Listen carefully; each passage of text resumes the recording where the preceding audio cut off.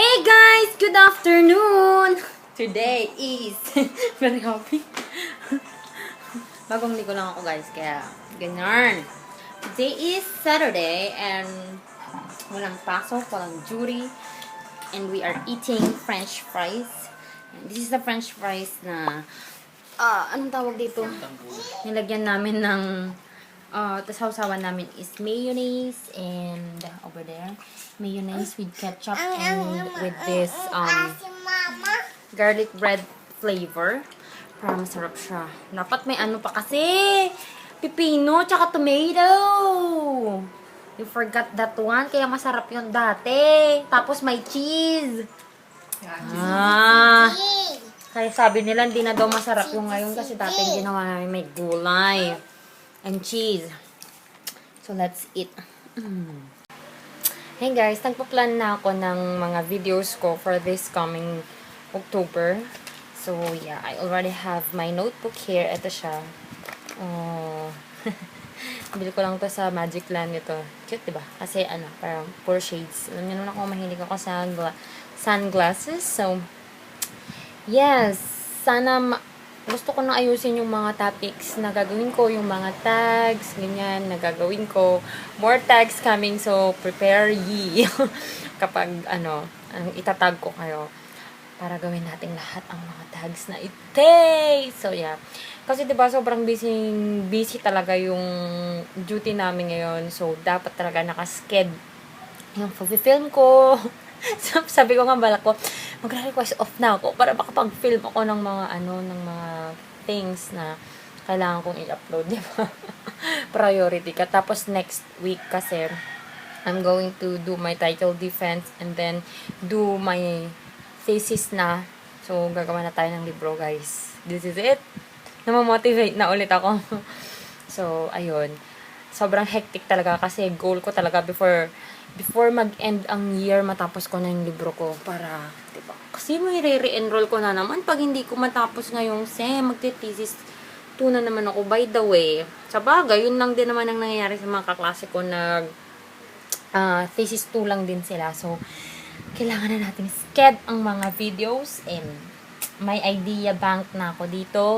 Nakalagay dito sa aking laptop. Tapos, yung ipipick ko na lang for October, lalagay ko na lang sa notebook ko para mas organized tayo. Hopefully, ma-push through tong mga to kasi grabe talaga. Sobrang busy. Hindi na ako masyado nakapag-upload but yeah, I'll do it for you guys. Open ako ngayon ng email ko, the one that I have put sa mga description box ng mga videos ko. And inopen ko siya dito sa iPad na to.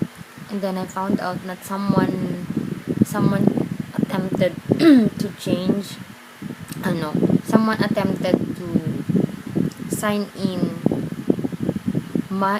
into my account na from Netherlands. This is the second time na may nag-attempt na mag-sign in using my account sa Yahoo na from other country. The first one was from Argentina last month lang or the other month.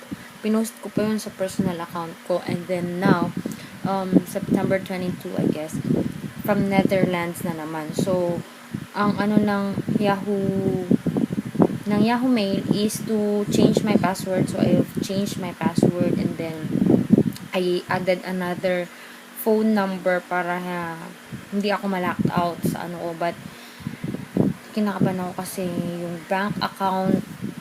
Pero sabi naman ng Yahoo, ang nakapilang naman daw nila kasi may sinend din sila sa akin na email. So, wait lang guys. Asa na ba yun?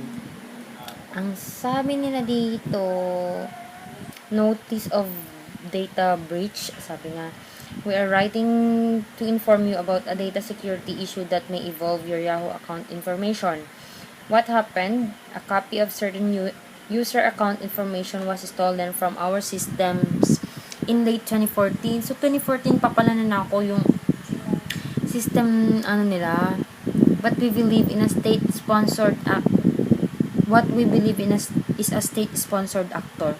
We are closely coordinating with law enforcement. Tapos, the stolen user account information may have include names, email addresses, telephone numbers, dates of birth, hashed passwords. In some cases, encrypted and unencrypted security questions and answers. So, I should change also my security question. The ongoing investigation suggests that stolen information did not include unprotected passwords, payment card data, or bank account information. Kasi dati ito yung gamit ko sa video ko. Sa something na kinoconnect siya sa online.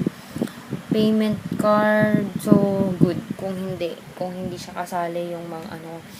But yeah guys, asikasuhin ko muna tong email ko. Kasi, ito yung ito yung pinagsasendan sa akin ng YouTube. Shucks. Ito yung nasa ko ng AdSense and everything.